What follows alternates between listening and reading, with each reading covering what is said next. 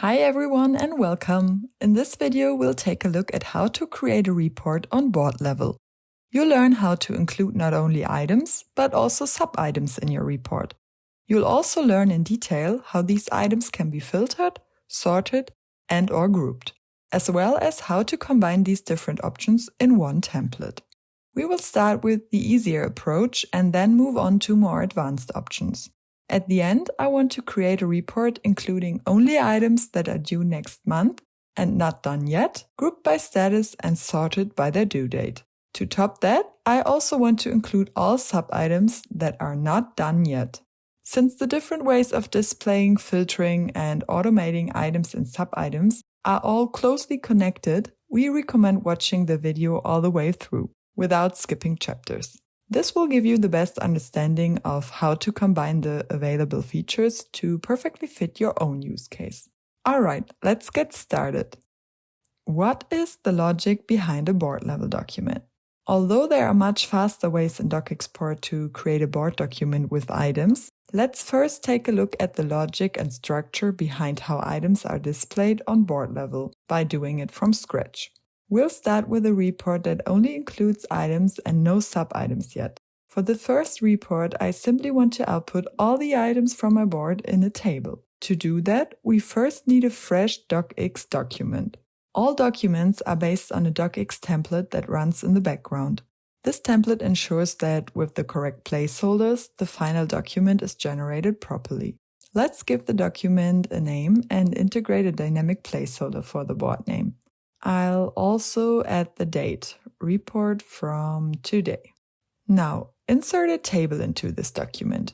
To display information from your board in a tabular format, we only need a table with 2 rows, one for the headings and one for the items, no matter the number of items or sub-items. The second row will automatically be replicated by the number of items in your board when the document is generated. Now insert the headings in the first row. For my board, this would be task, status, priority, timeline, planned effort, effort spent, and due date. All dynamic data is now replaced with placeholders. A placeholder for a column consists of the column title within 2 curly braces. So for the status column, it would be 2 curly braces, status, 2 curly braces, and for timeline, timeline, and so on. Add all placeholders to your table. Now comes the most important part, ensuring that all items from your board are retrieved. We need to create a table loop. In general, whenever you want to retrieve items or sub-items on board level, the data must be called using a table loop.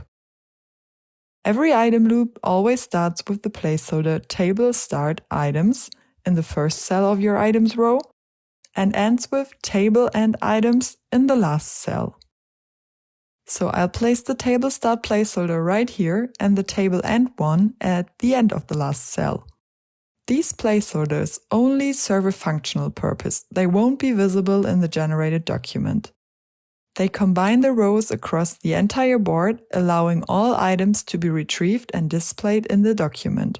This structure creates a loop across the whole board, outputting all items in the generated file. So remember, everything you want to display from your item data on the board needs to be placed between those 2 placeholders. But you can also display items without a table.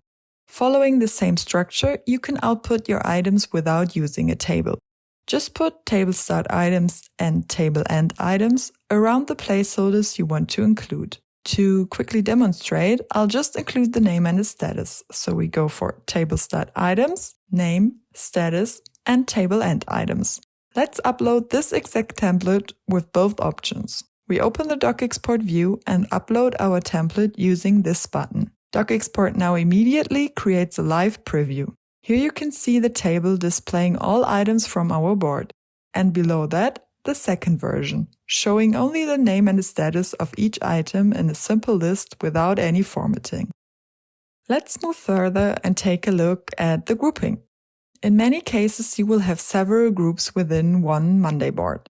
If you use the placeholders as shown, all items will be listed one after another and won't be grouped like in your Monday board. So let's go back to our template once more. To arrange your output items into groups, wrap your entire table or content between the placeholders table start groups and table end groups. We insert one placeholder here at the top and the other at the very bottom. Now the table is grouped according to the groups in your board. Let's upload it again. Click Customize Template and upload the updated template. That's looking much more like our actual board. Of course, this works for the version without a table as well. In the following chapters, we'll take a closer look on how to filter and group in more detail and on how to add sub-items as well as items from other boards. Now that we've understood the basics and the overall structure, let's take things a few steps further. A really great method to see results much faster or to use as a foundation for your own document is the board print. When we open the DocExport view, the board print is already set as the default view. The board print is essentially a screenshot of your board, which already takes care of everything we just built from scratch. On this page, you immediately see a live preview of your document. Here, you can see all the individual items along with their respective groups from your board. On the same page, you can directly select which columns you want to display in your table within the document, and you'll instantly see those changes reflected in the live preview. One great thing about the board print is that it also automatically provides the correct placeholders for the colors of your groups and status columns. Okay, but what about grouping? Here, we can already see one of the options for grouping the output of our items in the board print. By default, the grouping is set to group. That means your items are grouped according to the groups in your board. But here, you'll also find all other status or people columns from your board, allowing you to change the grouping based on any of those columns. This makes it super easy and fast to group your data, and you can immediately see in the live preview how your document changes as a result. Let's go ahead and create one grouping based on the groups, and then download the template. To do that, click on Customize Template in the corner. This lets us download the underlying docx template. So we're not downloading the finished PDF document yet, but rather the template which we can continue to work with. And for comparison, let's create another grouping, this time by status, and download that template as well. Let's open both documents. Take a look. Here you can see the exact structure we just built and learned from scratch. DocExport has already created the matching template for you, which you can now use as a base to make further adjustments. For example, adding your fonts, logo, and so on. That means what you see here is what runs in the background to generate what you see here. In the first example we downloaded, the one grouped by groups, the placeholders for the grouping are table start groups and table end groups. We already know these. Between them, you will again find the table that starts with table start items and ends with table end items. Because we used the board print, the correct placeholders for the colors have already been included. Here you can see that the group name is displayed with color. Here's the column for the group color at the start of the table, and here's the color for the status. In our second example, we now see a different placeholder for the grouping. Table start group by status and table end group by status. So, to group your output by any other specific column, not just your Monday groups, you can simply wrap the section you want repeated inside two custom placeholders. Table start group by your column name and table end group by your column name. Just replace column name with the exact name of the column you want to group by. Another example would be table start group by priority. Then you put your content or table here, and then you round it up with table end group by priority. This will create one grouped section containing all items for each priority. As we move through the rest of the video, we'll take a closer look at how these placeholders change when working with more advanced grouping, sorting, and filtering options. As I want to create a report group by status, I continue with this template right here. So now we know how to display all items in any grouping we want. But what if we don't want to display all items and instead only want to include specific items from our board in the document? For this case, we can now filter the output of the items. Simply use the native Monday.com filter inside the DocExport view to narrow your board down to exactly what you need. To do so, we set a board filter directly in the DocExport view. In this example, we'll set the native Monday.com filter to due date is next month and status is not done. So we only get tasks that are due next month but not yet completed. Apply the board filter and make sure the Apply Board Filter option is selected. DocExport will now show you a real-time preview of your document that contains only the filtered items. By clicking in the top right corner of the document preview, you can either download the PDF report or again customize the template to make further adjustments. If you now want to create the same document repeatedly with the same filter, click on Actions Automations and define your actions. I want the document to be sent to myself, and I will give the template a specific name for that. Then click on Setup Automation and on Integrate, here in the top corner. Now search for DocExport and select the automation that suits your use case. In my case, I define that every Wednesday at 2 p.m. a weekly report should be created.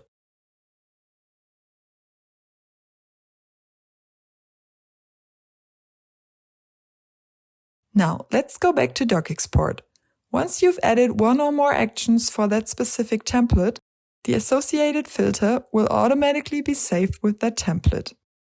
But when you now choose the template from the drop-down menu in DocExport, you'll have two options. Option 1, you can use the board's current filter. That means that you apply the filter that's currently active in your board view. Or you can use the template filter, which means that you apply the filter that was saved with the template, the one you configured during our last automation setup. This filter will also automatically be used when generating the weekly reports. This allows you to reuse your template while staying flexible with your filters without losing your automation settings. But this also means that the filter we've just applied through this method is saved within DocExport itself together with the template, but not directly inside your docx file. If we download the template again, you'll see that it looks exactly the same as before, without any visible filters. This means that when you apply a filter using the native Monday.com filter, there are a few things to keep in mind. There are some limitations within Monday.com's app framework that are important to understand. Filtering, sorting, and grouping together are not natively supported. Additionally, mirror columns, formula columns, and sub-items are not supported in Monday.com's native board-level filtering. These restrictions also do not allow filtering sub-items by multiple columns or sorting data through the API. So if you want to combine filtering, grouping, and sorting in a single automated report, we need to take a different approach. That's why we've built a powerful feature called Dynamic Tables. With Dynamic Tables, you can apply custom-coded filters and advanced logic directly within your template, allowing you to overcome these native Monday.com limitations and create truly dynamic, flexible reports. This way, DocExport first loads all items and sub-items and then applies custom filtering and sorting logic directly inside your template. For advanced filtering and to combine grouping and sorting, we'll now go to the More menu to open the overview of additional features and here select Tables. Instead of building tables from scratch in Microsoft Word, you can define your tables, including filtering, grouping, and sorting, now directly inside the DocExport app, and then insert them into your document using a placeholder or simply by copy and paste. So click on Create New Table and then click on the Table Name field to give your table a custom name. In the next step, you can now define in detail which items you want to display in your table. First, select the data source. There are items, which includes all items from the entire board. You can still filter and adjust this later. Or there are items from one group, so it includes items from a specific group that you can choose. Or sub-items, which creates a table containing only your sub-items. We'll learn later how to insert sub-items and how to combine items and sub-items in one report. For now, we'll select all items so we can then continue to filter, group, and sort them. In the next step, you can apply the board filter that you are currently using. In this case, this is still the one I set up in the last step. Thus, all items that are due next month and not done yet. Then, define the grouping. Group your items by the groups in your board or by any other column. In our case, that would be the status column. Using the table function, you can also display sums for each group, meaning that an additional row will be added at the bottom of each group, showing the sum of the column values. Now, select the columns you want to display in the table, just like we did earlier in the board print section. Next, open up the advanced settings. Here you can decide how your items should be sorted, either by the order of the board or by any other column you want to use. If you only need to generate a single one-time view of your board in a specific sort order, you could also use the native Monday.com sorting. This sorting is also reflected in the DocExport preview, and you can then simply download your document. However, if your sorting changes regularly, but you do not want it to change in the template, or if you want to include it in automations together with filters and grouping, you need to define the sorting directly in the table function, just like we're doing now. So in my case, I want my items to be sorted by the due date. With all these settings, I'm able to create a report that shows only items that are due next month and are not done yet, grouped by their status and sorted by their due date. When everything is defined, save your table. You can now use the table definition we just created in two different ways. Option 1. Insert the placeholder. You can simply insert the placeholder for the table into your Word template. Each table you create generates its own placeholder, and you'll see the placeholder name displayed right next to your table in DocExport. This means that the entire table you defined, including all filters, groupings, and sorting, can be displayed in your document simply by inserting this one placeholder. Let's give it a try. We'll copy and paste the placeholder into a new template and upload it to DocExport. This would already give us the final result.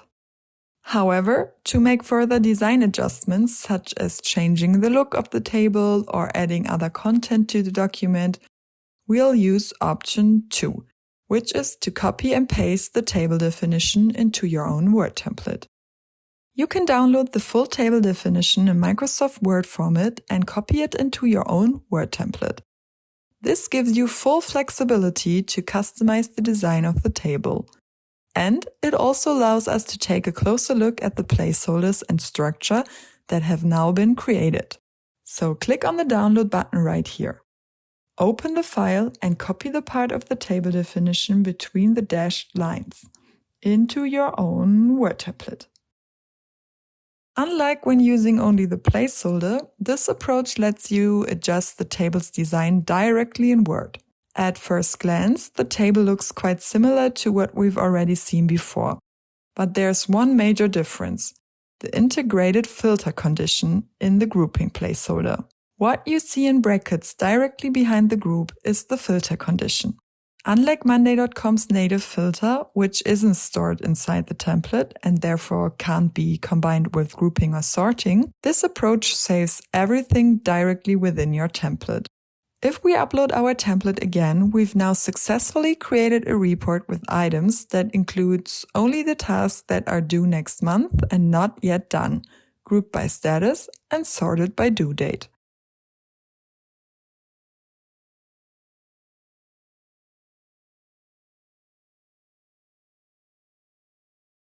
We could now move on and automate our report again. But what about our sub-items? If we take a look at our board, we can see that each of our main tasks also has subtasks. These can, of course, also be integrated and displayed in our report. There are two options for this. Option 1. Display only the sub-items. For most cases, this makes more sense if you're working on an item-level report that focuses specifically on subtasks. And option 2, you can combine items and sub-items. In our case, that makes much more sense since we want to include both the main tasks and their corresponding subtasks in one single report. So let's focus on that approach. The structure for displaying sub-items is actually almost identical to the one we use for items. Let's build a simple table for them. If we want to display the sub-items as a table, we again add just 2 rows, one for the headings and one for the placeholders. In our example, the sub-items represent the subtasks from our project. So our headings are similar to the ones we use for the items. For example, subtask, status, and due date. Since we're now working with sub-items instead of items, the second row, the one with the placeholders, must begin with table start sub-items and end with table end sub-items. Between these two placeholders, we add all the individual placeholders for the sub-item data we want to display. For instance, the name of the sub-item itself is always represented by the placeholder name. But keep in mind, you don't necessarily have to use a table layout. Sub-items can also be displayed without a table, using the same placeholder structure depending on the use case or the type of report you want to build. If you want to make things a bit easier for yourself, you can also use the dynamic tables feature for your sub-item table. When we go back into DocExport, you can simply create a new table and this time select sub-items as the data source. From there, all you need to do is define which columns you'd like to include in your table. Just like before, you can also use the advanced settings to add filters or sorting rules for your sub-items. We'll take a closer look at those options later in the advanced filtering chapter. For now, we'll keep the table as it is, and from here we can continue working with it in the same way we did with our items table. So to create a more complex project report, we now want to combine the sub-item table with the item level table. To use both tables within one document, it's important to nest the sub-item table loop inside the item table loop. This means that the placeholders table start items and table end items should surround the entire sub-item table, which itself is defined between table start sub-items and table end sub-items. So in step 1, we start the item loop. Copy the table start items placeholder and insert it where you want the list of items to begin. When combining items and sub-items, this placeholder does not need to be placed inside the item table, but rather right before it. Then comes your item table, just as usual. In step 2, we nest the sub-item loop inside the item loop. Immediately after the item table, insert the sub-item table, beginning with table start sub-items. Add all the sub-item fields or placeholders inside the section and then close the sub-item loop with table end sub-items. Finally, close the item loop by placing the table end items placeholder right after the sub-item table. This ensures that each item includes its corresponding sub-items directly beneath it in your report.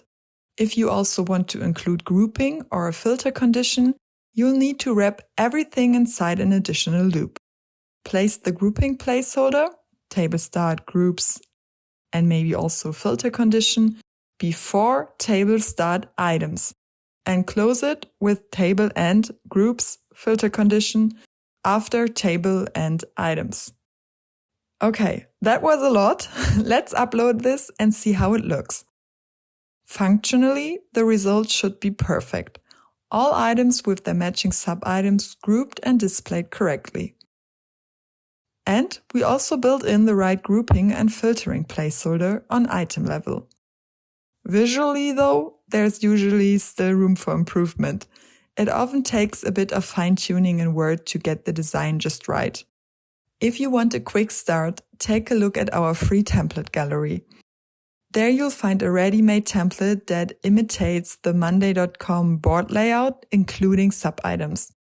It doesn't yet include any filters, special groupings, or sorting rules, but you can copy the table structure, reuse it, and then simply adjust the placeholders for grouping and filtering conditions to fit your report as well as the columns, of course.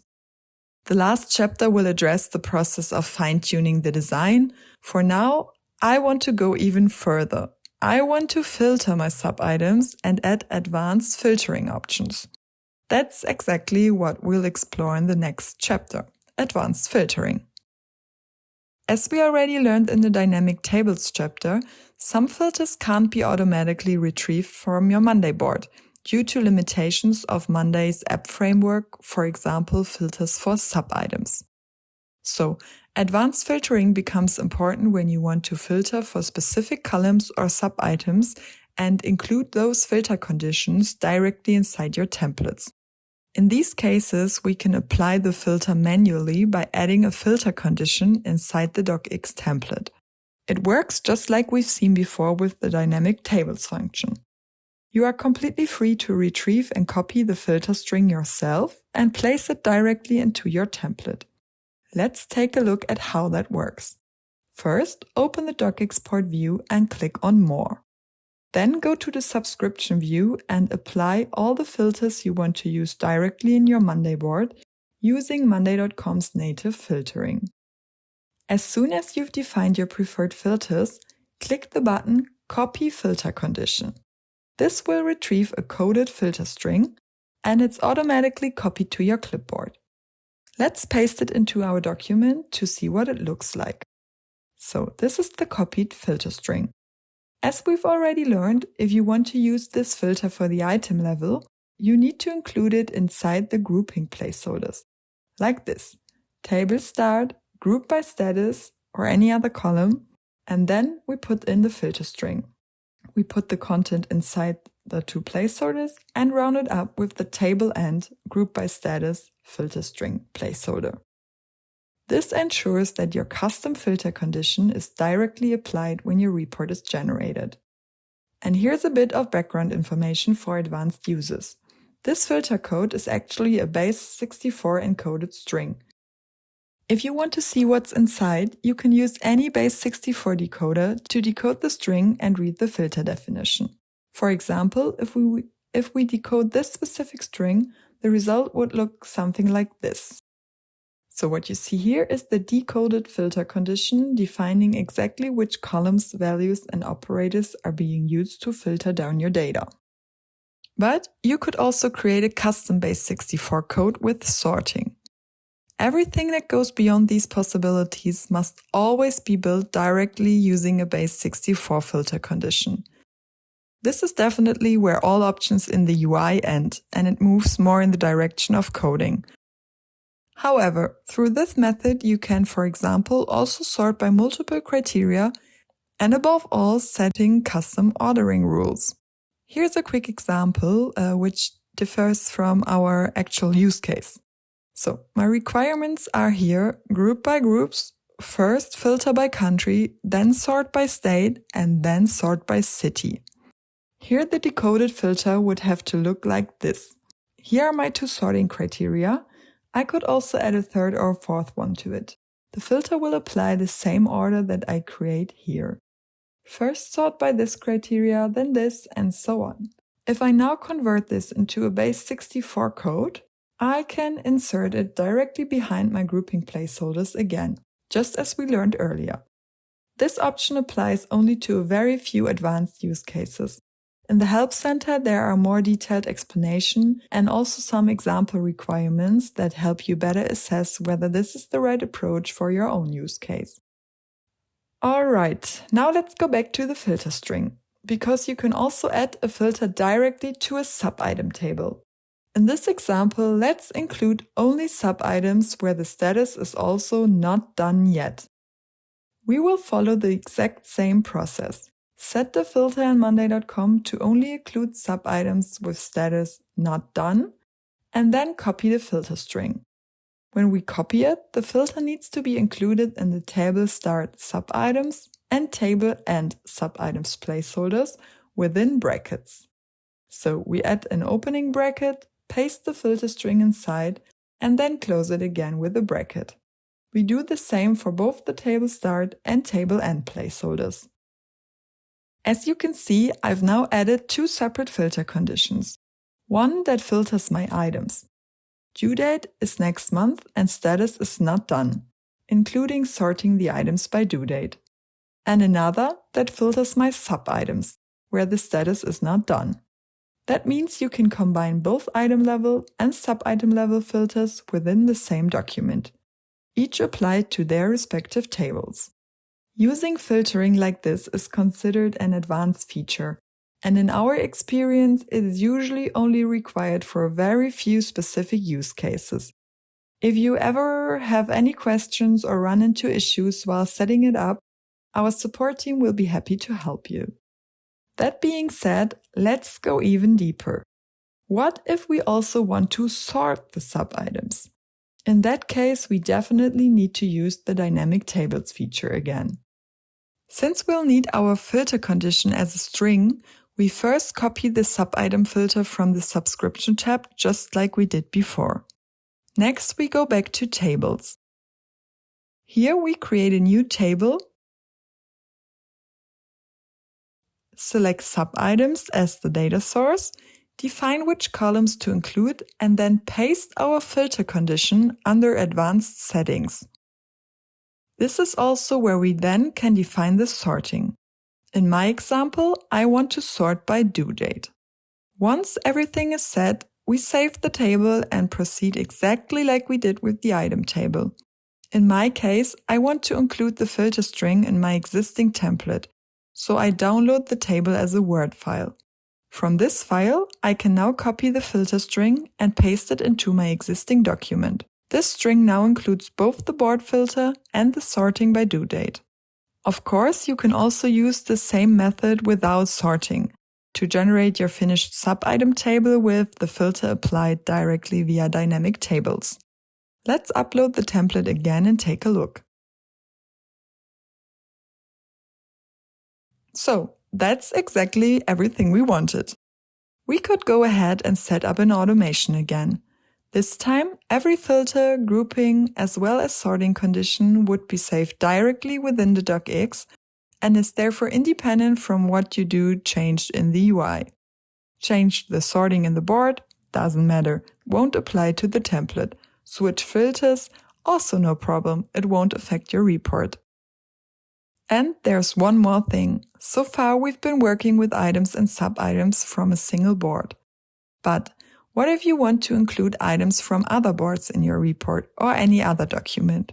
With DocExport, this is possible using a table loop, just like we've done for items and sub-items. A good use case for this would be a quote.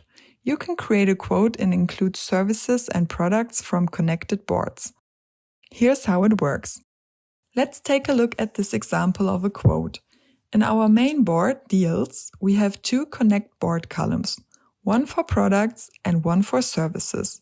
The data from those columns can now be displayed by placing the table block between the placeholders. Table start products, then you put your content here, and then table end products. You can simply replace products with the actual name of your own connected column. As you can see in the next example, if the column is called services, you would use table start services and table end services. The block will then automatically repeat based on the number of connected items in your connect column, just like we learned with the regular table loop. This allows you to combine data from multiple boards seamlessly, giving you the flexibility to create cross-board reports while keeping the same table logic you already know. Okay, let's go back to our item and sub-item report one more time. Now, the report adapts exactly to our needs. Functionally, everything works perfectly. But visually, it still doesn't look great yet. And that's where my template optimization and design tips come in. To get started, let's take a look at one of the ready-to-use templates from the template gallery we already had a look at. Another excellent starting point is the board report template. Browsing through these templates or even copying and pasting elements from them is a great way to develop a better understanding of structure and layout best practices. First of all, when we look at this template, you'll immediately notice that some placeholders appear extremely small, almost invisible to the naked eye. And that's already the first trick. Any placeholders that only serve a functional purpose and won't be visible in the final document can be reduced to the smallest possible size. This ensures they take up only the minimum space required. You can see this especially well in the table example here. There's an extra narrow column whose only purpose is to display the group color from the Monday board as a thin colored line at the beginning of the table. To make that column as narrow as possible, the font size was simply reduced to the smallest available setting. And the result is this clean, thin color strip you see here.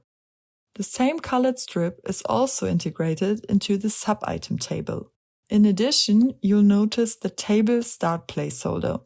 This has also been minimized in size, helping to maintain a clean and minimal layout. Another suggestion is that you merge the item and sub-item tables. If we select the table here, you'll see that two separate tables were actually merged into one. In our example earlier, we also used an item table and a sub-item table.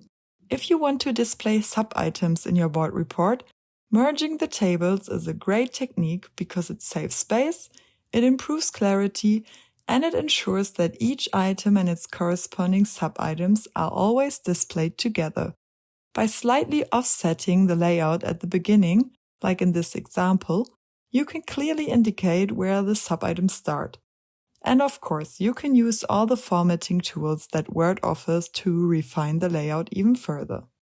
A great way to transfer the logic to your template would be to take all your filter conditions, grouping placeholders, and other logic elements from your existing templates or from the template we just built and transfer them into one of these ready-made templates, like the predefined template I'm using now, or like a board report, a board print that you downloaded. That's a great way to combine strong functionality with a polished design foundation. And with that, we've reached the end. If you've watched this all the way through, you're definitely a board report expert now. If you ever get stuck or feel like something is still missing, don't hesitate to reach out to us. We're always happy to help.